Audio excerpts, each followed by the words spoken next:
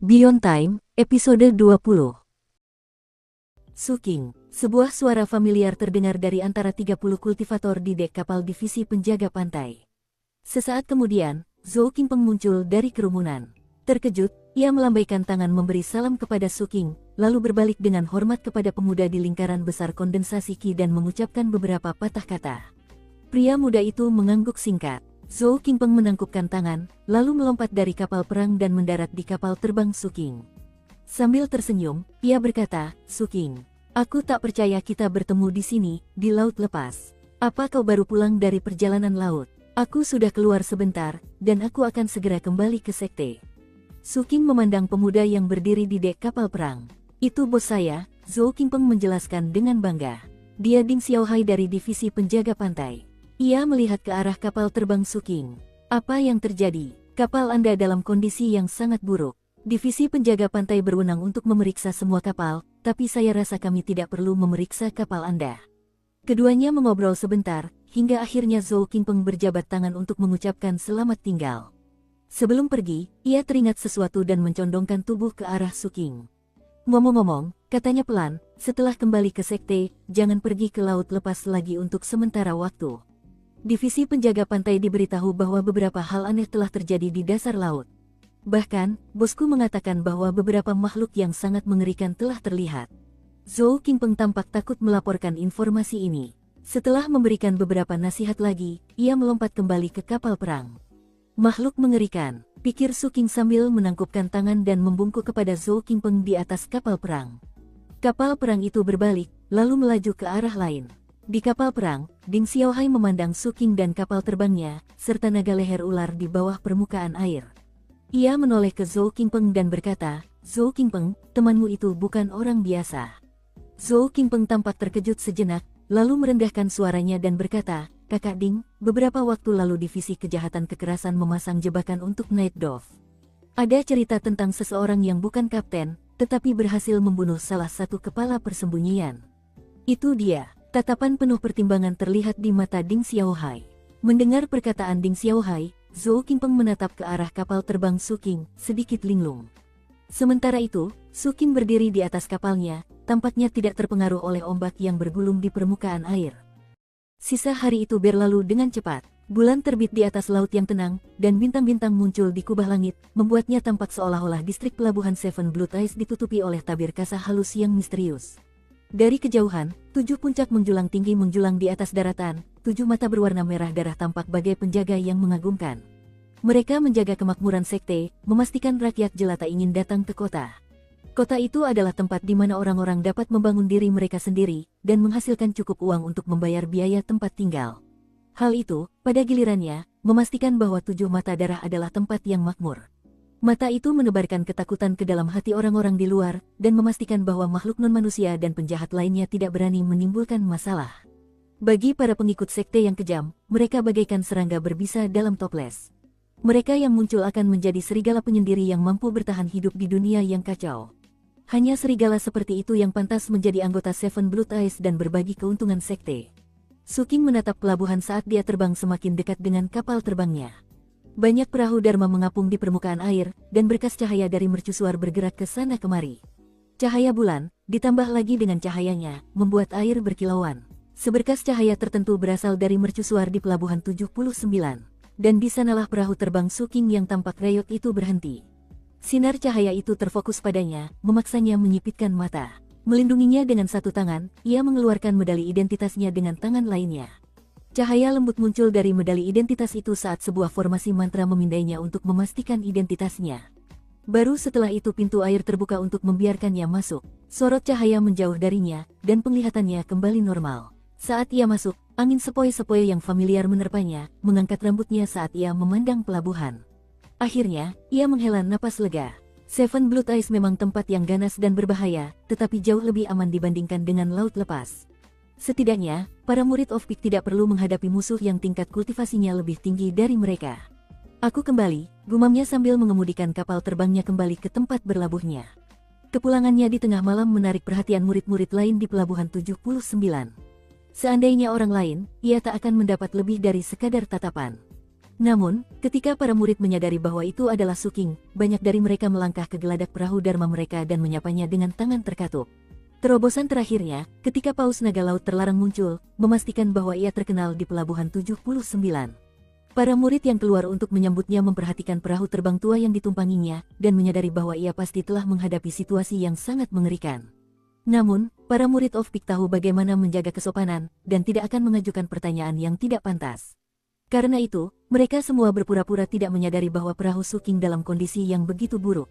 Menanggapi sapaan yang ditujukan kepadanya, Suking menangkupkan tangan dan membungkuk hormat.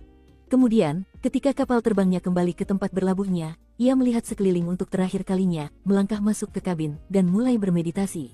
Persis seperti yang ia lakukan sebelum melaut. Begitu memejamkan mata, ia menyingkirkan pikiran tentang pembantaian di pulau itu. Namun, ia tetap waspada seperti biasa. Apalagi mengingat kekayaan yang dibawanya pulang. Memang, ia cukup terkenal sehingga rasanya mustahil ada yang mencoba menyerang dan merampoknya. Namun ia tetap tidak lengah. Seperti sebelumnya, ia menebarkan bubuk racun baik di pantai maupun di air di sekitarnya. Pada saat yang sama, dia tidak melupakan duyung muda yang dibunuhnya sebelum pergi ke laut, atau para pelindung Dharma yang mengawasinya. Aku jadi penasaran, bagaimana kelanjutan masalah ikan mati itu. Alih-alih bertanya-tanya, ia hanya fokus pada latihan pernapasannya. Malam berlalu, keesokan paginya, saat fajar, angin bertiup sepoi-sepoi dan matahari bersinar indah. Sinar pertama pagi bagaikan bibir seorang wanita cantik, dengan lembut menghangatkan semua makhluk hidup dan mengusir dinginnya malam. Ketika sinar matahari menyinari kapalnya, Suking membuka matanya, berjalan keluar, dan memandangi distrik pelabuhan. Akhirnya, ia melihat sesuatu yang familiar. Mungkin itu pemandangan para murid yang berpatroli, atau orang-orang yang bangun pagi. Mungkin itu angin pagi, suara orang-orang biasa yang mulai bekerja, atau aroma makanan di udara. Bagaimanapun, Suking sedang dalam suasana hati yang sangat baik. Tanpa mempedulikan kondisi jubah tahunnya yang sudah usang, ia terbang dari perahu terbangnya, menyimpannya di dalam botol, dan menuju ke gerobak tempat ia biasa sarapan. Penjual itu menyambutnya dengan antusias saat ia memesan makanan besar. Penjual itu melirik jubahnya yang sudah usang, tetapi tidak berkomentar apa-apa. Rupanya ia sudah sering melihat hal seperti itu sebelumnya. Makanan itu begitu familiar dan lezat sehingga Suking memesan lagi. Setelah melunasi hutangnya, dia tidak langsung melapor ke divisi kejahatan kekerasan, tetapi malah pergi ke kantor administrasi murid kota untuk membeli jubah Tao baru. Setelah berganti pakaian, ia berpikir sejenak lalu memutuskan untuk pergi ke divisi transportasi menemui Zhang San. Kapal terbangnya perlu diperbaiki, dan untuk Dharma buatnya, ia membutuhkan yang baru.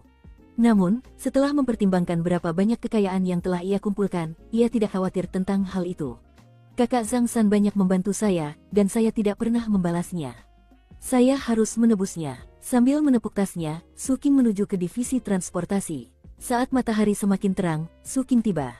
Dari kejauhan, ia melihat bahwa, selain para pekerja yang ditugaskan di divisi transportasi, ada beberapa murid lain yang tidak ia kenal. Ada 7 atau 8 orang, dan semuanya perempuan muda. Setiap perempuan cantik, bahkan jubah Tao mereka pun tak mampu menutupi lekuk tubuh mereka yang menawan. Selain kecantikan mereka, ada sesuatu yang khas dari mereka semua ahli dalam Dao Alkimia. Para perempuan muda ini adalah murid dari puncak kedua. Di antara kelompok itu ada seorang perempuan muda dengan jubah oranye pucat yang menunjukkan bahwa ia adalah seorang murid konklav. Jubahnya memang menarik perhatian, tetapi ia juga demikian, ia sangat menarik dan cantik. Ia tampak berusia sekitar 16 atau 17 tahun, anggun dan luwes, dengan mata yang cerah, pembawaan yang ceria, dan aura yang anggun. Ia tampak seperti orang yang berwatak manis. Jadi, terlepas dari bagaimana orang lain mengerumuninya, ia tidak tampak seperti seorang murid konklav. Ia hanya berdiri di sana, tampak tenang dan anggun. Saat Suking mengamati kelompok itu, dia menyadari bahwa mereka berdiri di sekitar Zhang San. Dibandingkan dengan gadis-gadis cantik itu, Zhang San, yang berjongkok di atas karung pasir sambil menggosok-gosokkan kedua tangannya, tampak sangat tidak mengesankan. Apalagi mengingat pakaiannya yang sudah usang. Melihat Suking mendekat, Zhang San melambaikan tangan, lalu menatap murid-murid puncak kedua dan menepuk dadanya. Jangan khawatir, nona-nona. Semuanya akan diurus. Saat Pak Zhang pergi melaut, semua orang akan menghormati saya. Menyadari Zhang San sedang terlibat dalam semacam kesepakatan bisnis, Suking tetap berada di sisi yang teduh. Di tengah kegelapan, jubah Tao abu-abunya tampak menarik dan lembut. Di saat yang sama, posisinya di bawah bayangan menciptakan kontras yang tajam dengan sinar matahari yang cerah. Bahkan, karena kontras itu, kelembutannya tampak seperti topeng, di baliknya terdapat ketidakpedulian dingin yang nyaris bermusuhan. Terlebih lagi, rambut hitam panjangnya tergerai di punggungnya, menciptakan kontras lain dengan pakaiannya, dan memberinya penampilan yang sangat unik. Semua itu menyebabkan murid-murid puncak kedua memperhatikannya dan melirik ke arahnya. Ekspresi wajah Su Qing tetap tidak berubah saat dia berdiri di sana dengan tenang, menunggu. Tak lama kemudian, Zhang San menyelesaikan negosiasinya, lalu menghampiri Su Qing dan menyeringai. "Jadi, kau sudah kembali, bocah nakal. Bagaimana kabarmu di sana?" "Tidak buruk," jawab Su Qing sambil tersenyum. "Asalkan kau untung sedikit, itu saja yang penting." Ngomong-ngomong, lihat murid-murid itu. Mereka dari puncak kedua. Dengan wajah sangat puas, ia memberi isyarat dengan dagunya dan melanjutkan, "Dan lihatlah gadis cantik itu. Dia murid konklav bernama Gu Muking. Mustahil untuk mengatakan berapa banyak orang yang bermimpi menjadi rekan Taoisnya. Ahem, termasuk aku. Mereka akan pergi ke laut untuk berlatih, dan sedang mencari pendamping. Ini masalah besar. Banyak murid lain di distrik pelabuhan yang bersaing untuk mendapatkan pekerjaan itu, tetapi aku mengalahkan mereka semua. Bahkan kapten pun tak mampu menandingiku." Dengan itu, Zhang San memandang Su Qing, berasumsi bahwa dia akan mendapat reaksi iri. Su Qing hanya mengangguk. Zhang San tampak kecewa. Saudara muda Su Qing, bukankah seharusnya kau memberiku selamat? Setelah aku kembali, aku bisa saja punya rekan Tao." Setelah memikirkannya, Su Qing menyadari bahwa Zhang San benar. Dengan ekspresi selamat di wajahnya, ia berkata, "Selamat." Zhang San balas menatapnya, tak bisa berkata apa-apa karena Su Qing sama sekali tak iri. "Baiklah, terserah. Aku tidak akan memaksamu. Jadi, kau datang untuk memperbaiki perahu Dharmamu." Setelah menghilangkan ekspresi selamat dari wajahnya, Su Qing mengeluarkan salah satu kulit sealizat tingkat rendah. "Kakak Zhang, saya memang datang untuk memperbaiki perahu saya. Saya juga berharap Anda bisa menambahkan kulit sealizat ini agar lebih tahan lama." Saat kata-kata itu terucap, Su Qing tiba-tiba menoleh ke arah murid-murid puncak kedua yang tak jauh darinya. Mereka hendak pergi, sampai Su Qing mengeluarkan kulit segelnya. Saat itu, Gu Muking yang disebutkan Zhang San menyadari kulit itu dan berhenti berjalan, matanya berbinar. "Hei, rekan murid," katanya, "apakah itu kulit anjing laut tingkat 8? Suaranya yang kekanak-kanakan khas perempuan muda. Ditambah dengan sinar matahari lembut yang menyinarinya, dan aura alkimia yang menyelimutinya, ia tampak luar biasa menarik. Namun, ketika Su Qing mendengar kata-katanya, ia mengerutkan kening dan secara naluriah menyimpan kulit anjing laut itu. Ia waspada, dan ia mengingatkan dirinya sendiri bahwa ia tidak bisa begitu saja berkeliling ke toko-toko di sekte untuk memamerkan kulit anjing laut itu. Seharusnya ia menunggu sampai gadis ini jauh sebelum menariknya keluar. Gu Muking menyadari perubahan sikapnya, dan segera berkata, "Ada pil obat yang ingin kubuat yang membutuhkan banyak kulit sealizat. Aku sudah membeli semua yang bisa kutemukan di toko-toko di kota. Bahkan, itulah salah satu alasan aku datang hari ini. Sayangnya, aku masih belum punya cukup. Kalau kamu punya lebih, aku bersedia membelinya. Uang bukan masalah." Setelah menyelesaikan penjelasannya, Gu Muking menatap Su Qing, bulu matanya bergetar dan matanya berkilauan seolah penuh harap. Su Qing memikirkannya sejenak. Ia tidak keberatan menjual beberapa kulit anjing laut kepadanya, tetapi sebelum melakukannya, prioritas utamanya adalah mengurus perahu Dharmanya. Di sampingnya, Zhang San tampak tertegun. Ia menatap Su Qing, lalu Gu Muking, dan tiba-tiba merasa rencananya untuk mengawal Su Qing ke laut terancam. Bahkan, ia sudah merasa seperti orang ketiga. Sambil berdeham, ia hendak mengatakan sesuatu ketika Gu Muking menatap Su Qing lebih dekat, dan tiba-tiba matanya berbinar. "Tunggu sebentar, aku ingat sekarang, kamu Su Qing." Saat itu tengah hari, dan matahari bersinar begitu terang di langit sehingga manusia biasa pun tidak akan mampu melihatnya secara langsung. Berdiri di bawah sinar matahari yang cerah, Gu Muking bersinar bak seorang dewi. Meskipun jubah Tao oranye pucatnya menutupi seluruh tubuhnya dari ujung kepala hingga ujung kaki, ia tetap memikat dengan cara yang tak tersamarkan oleh pakaian itu. Lekuk tubuhnya yang dipertegas oleh kainnya memungkinkan kita membayangkan sosok ramping dan anggun yang tersembunyi di baliknya. Kulitnya yang tak tertutup lengan jubahnya seputih bunga teratai di salju, dan ditambah dengan rambut hitamnya yang tergerai di punggungnya, ia tampak luar biasa cantik. Saat Zhang San menatapnya yang bermandikan sinar matahari, ia tampak sedikit linglung, bahkan sedikit tersipu. Sebaliknya, Su Qing, yang masih berdiri di balik bayangan, tampak tidak berbeda dari biasanya.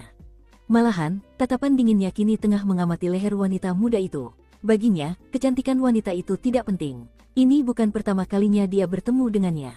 Tidak banyak murid konklav di ibu kota, dan dia ingat saat dia bertemu dengannya di pintu masuk toko obat beberapa bulan yang lalu. Ia telah melewatinya begitu saja, tidak lebih. Namun, fakta bahwa ia tahu namanya membuat kewaspadaannya meningkat lebih dari biasanya. Ia perlu segera memastikan apakah perempuan itu ancaman atau tidak. Setelah memeriksanya, ia sampai pada kesimpulan bahwa jika harus bertarung, ia bisa membunuhnya. Basis kultivasinya tidak buruk, tetapi dari segi kesiapan atau cara ia membawa diri, ia tidak bisa mendekati para kultivator nakal di Pulau Sealizat. Kemudian ia mempertimbangkan bahwa ia adalah murid konklav dari puncak kedua, dan mengingat puncak kedua berfokus pada dao alkimia, ia segera memeriksa area tersebut untuk mencari tanda-tanda racun. Tidak perlu terkejut begitu, adik muda Suking, kata Gumuking sambil tersenyum manis. Suaranya jernih dan menawan. Kakak Zhang San tidak bercerita tentangmu. Aku mendengar namamu di tempat lain. Saat itu, jantung Zhang San berdebar kencang, dan ia berpikir bahwa gadis ini memang pantas menyandang reputasinya sebagai orang pilihan surga di puncak kedua. Dan ia sangat senang dengan cara gadis itu memanggilnya kakak. Zhang San tertawa terbahak-bahak dan hendak mengatakan sesuatu ketika suara tenang Suking memotong tawanya. Saya tidak terkejut, kata Zhang San sambil menatap Suking. Dalam hati, ia mendesah dan berpikir, Suking. Apa kau tidak tahu harus berbuat apa ketika seorang gadis cantik mengambil inisiatif? Kau bahkan tidak bereaksi. Kalau aku akan mulai mengobrol dengannya lalu mengajaknya berkencan. Ayolah, ini sudah takdir. Mendengar kata-kata Suking, Gumuking tersenyum, mengeluarkan pil obat, dan mengulurkannya di telapak tangannya agar Suking melihatnya. Adik muda Suking, kamu menjual semua bolus putihmu ke tokoku. Aku sudah lama meneliti pil obatmu. Aku penasaran sekali, bagaimana kamu bisa mendapatkan tingkat kemurnian setinggi itu. Suking melihat pil itu dan tahu itu pil miliknya. Setelah berpikir sejenak, ia tidak menjawab pertanyaannya, melainkan mengeluarkan beberapa kulit anjing laut. Dukung terus channel YouTube Sabta Novel. Saya punya skin level 8 seharga 530 batu roh, skin level 9 seharga 960 batu roh, dan skin lingkaran besar seharga 1030. Kamu mau berapa? Harga ini sama dengan harga jual kulit kadal di pasar bebas. Ia merasa jika ia mencoba menjualnya langsung ke toko, ia tidak akan mendapatkan harga yang bagus. Karena Gumuking ingin membeli kulit kadal, masuk akal baginya untuk berurusan langsung dengannya. Melihat kulit kadal itu, mata Gumuking berbinar. Namun, ia tidak langsung membelinya, melainkan mengulangi pertanyaan sebelumnya, meskipun dengan kata-kata yang sedikit berbeda. Sepertinya, setelah menyadari bahwa ia sedang berbicara dengan Suking, minatnya beralih dari kulit kadal ke hal lain.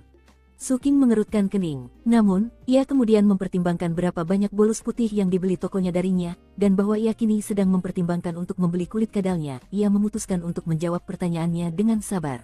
Saat mencampur-campuran, saya menambahkan Morning Glory Night Course secukupnya untuk meningkatkan tingkat kemurniannya. Mendengar ini, Gumuking memikirkan jawabannya sejenak, lalu mengajukan pertanyaan lain. Ia sangat sopan, tetapi Suking tetap merasa kesal. Baginya, pengetahuan itu berharga, dan tidak seharusnya diberikan begitu saja tanpa imbalan. Meminta informasi gratis itu agak berlebihan. Sebaliknya, saudari Ding memiliki rasa kesopanan, dan selalu menawarkan sesuatu yang berharga di setiap pertanyaan yang diajukannya. Oleh karena itu, alih-alih menjawabnya, Suking justru kembali dengan pertanyaannya sendiri. Adakah cara untuk meningkatkan kadar racun dalam darah kepiting tapal kuda Goslonging? Dan adakah cara untuk menjaganya tetap segar lebih lama? Gumuking mempertimbangkan pertanyaan itu. Lalu, dengan wajah yang sangat tulus, berkata, aku belum pernah memikirkan hal itu sebelumnya. Guruku kebanyakan mengajarkan tentang pengobatan yang vital. Coba kupikirkan sejenak, kalau aku akan menambahkan beberapa daun teh dunia sebagai pengental. Itu akan membuat darah kepiting tapal kuda hantu lebih beracun. Tatapan Suking berubah serius, dan setelah memikirkan jawabannya sejenak, ia sedikit bersemangat. Saran Suking telah membuka jalan baru untuk dijelajahinya, sesuatu yang belum pernah terpikirkan sebelumnya. Karena itu, ia harus mengajukan pertanyaan lain. Teh inward biasanya digunakan sebagai penetral, tetapi teh ini mengandung beberapa unsur racun. Bagaimana Anda akan mengubah unsur racun tersebut menjadi bahan dasar obat? Pertanyaan tentang racun lagi. Baiklah, coba kupikirkan. Mungkin kau bisa mengatasinya dengan ganja kancing emas. Meskipun Gumuking tidak yakin dengan jawabannya, jelas dari reaksi Suking bahwa ada sesuatu yang terlintas di benaknya. Hal ini membuat Suking semakin bersemangat, dan terjadilah percakapan mendalam dengan Gumuking tentang ilmu pengobatan. Percakapan itu agak aneh. Suking kebanyakan bertanya tentang racun, dan Gumuking kebanyakan bertanya tentang obat-obatan. Tapi itu tidak masalah. Kedua belah pihak dapat memastikan bahwa apa yang dikatakan pihak lain itu benar. Dan saat mereka berbicara, keduanya mampu menjernihkan kebingungan yang mereka miliki. Akhirnya, Gumuking melangkah ke dalam bayangan di samping Suking saat mereka saling berbincang.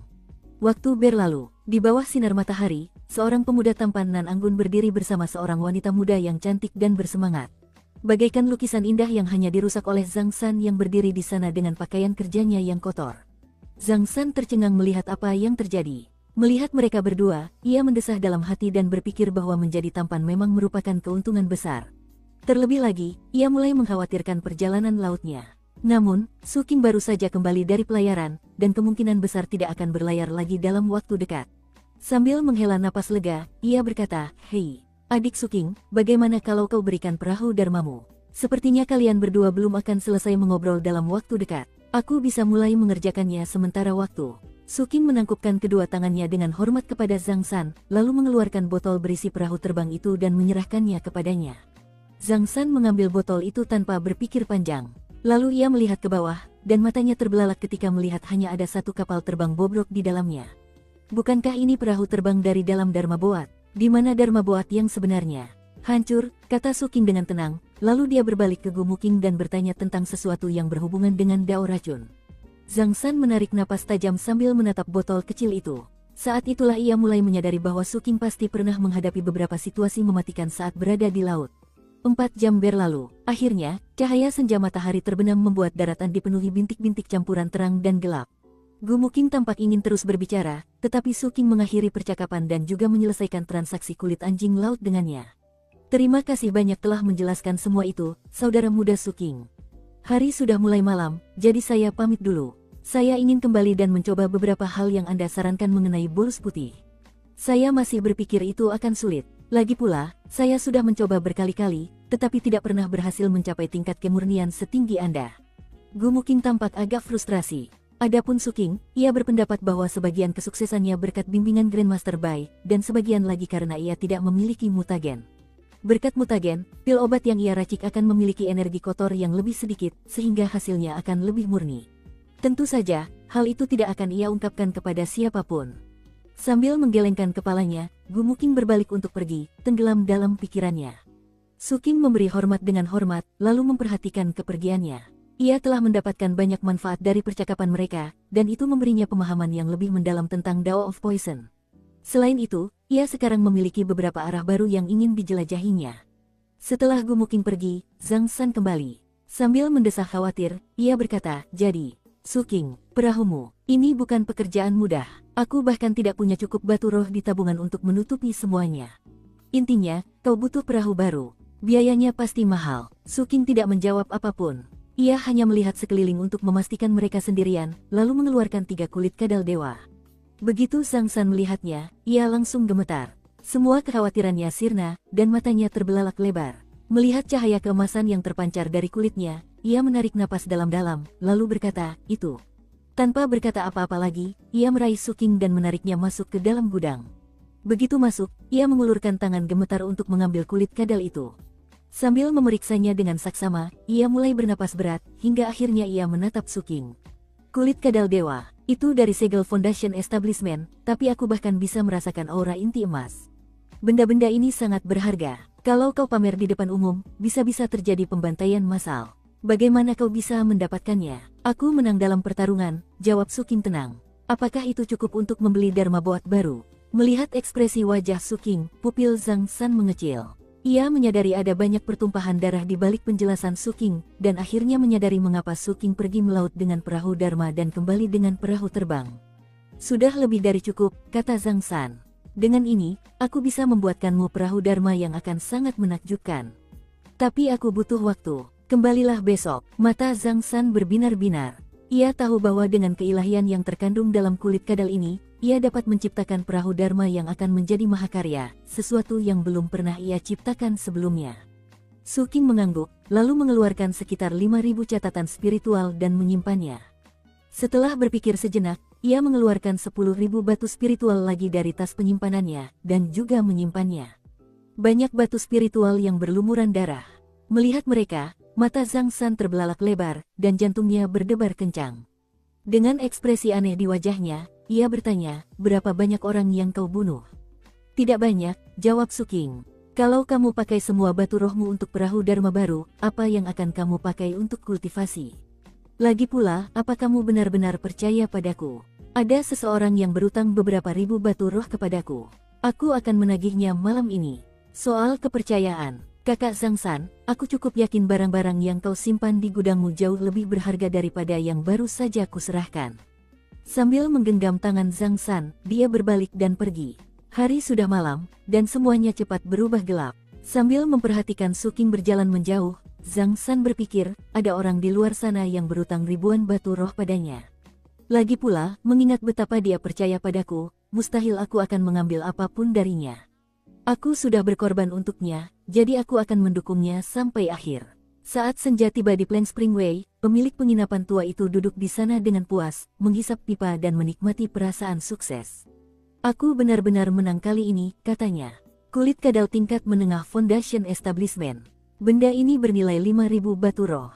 Sayang sekali aku tidak bisa mendapatkan kulit kadal dewa itu. Lagi pula, bocah beracun itu pasti tidak mudah di sana.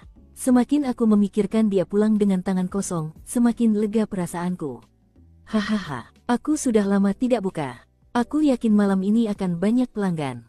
Saat pemilik penginapan itu duduk di sana sambil merasa sangat senang dengan dirinya sendiri, tiba-tiba ular anaconda besar itu membenturkan kepalanya ke tubuh pemilik penginapan itu, lalu mengeluarkan suara mendekut yang sangat keras berkali-kali. Pemilik penginapan tua itu memelototi anaconda itu dan hendak menegurnya, ketika ia menyadari betapa sedihnya anaconda itu, dan merasa bersalah. Ia mendesah, "Ai, anak muda itu memang licik. Kalau situasinya buruk, dia bisa saja kabur, kan? Aku ragu dia akan mati." Anaconda itu tampak sedikit lebih baik setelah mendengar itu, tetapi ia masih tampak putus asa saat ia mundur ke sudut. Pemilik penginapan tua itu mengucapkan beberapa patah kata lagi yang menenangkan. Akhirnya, hari sudah gelap di luar, dan pemilik penginapan itu mendengar langkah kaki para pelanggan di luar. "Nanti aku ambilkan camilan enak buat kamu," katanya. "Cukup ngobrolnya, waktunya buka pintu." Saat melangkah keluar, ia melihat seorang pelanggan bergegas menuju penginapan. Senyum mengembang di wajahnya. Namun, sesaat kemudian, senyum itu lenyap. Sebilah belati menyambar menembus malam, melesat bagai kilat, menusuk tepat ke leher penjahat yang berlari menuju penginapan. Belati itu melemparkannya ke udara hingga ia menghantam dinding di sisi lain dengan keras, meninggalkan gumpalan darah yang menggumpal. Penjahat itu menjerit, kemudian jeritan itu berubah menjadi suara gemericik. Setelah itu, lebih banyak langkah kaki terdengar dari kegelapan di sekitarnya.